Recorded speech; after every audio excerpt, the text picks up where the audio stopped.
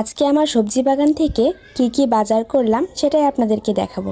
এই বাগানে মাশাআল্লাহ 100টার মতো বেগুন গাছ আছে। তবে একদিনে তো সব বেগুন তোলা সম্ভব না, তাই আমি আজকে অল্প করে কিছু বেগুন তুলে নিচ্ছি। আমার এই সবজি বাগানে শুধু বেগুন গাছ নয়, আরো অনেক ধরনের গাছ আছে। প্রতিদিন একবার করে হলেও আমার এই সবজি বাগানে আমি আসি, তবে আপনাদের সাথে এরকম ভাবে কখনো শেয়ার করা হয়। আর এখন তুলে নিচ্ছি কিছু পাকা পাকা টমেটো, যেগুলো পেকে মাটিতে শুয়ে আছে।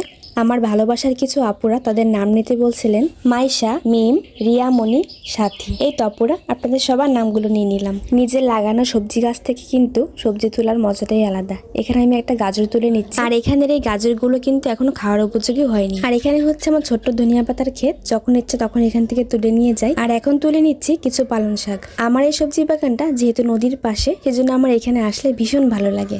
আমার এই গ্রামীণ জীবনযাপন আপনাদের কাছে ভালো লেগে থাকলে আপনাদের এই ছোট্ট বোনটার পাশেই থেকে যেতে পারেন। আজকের মতো এই পর্যন্ত, আল্লাহ হাফেজ।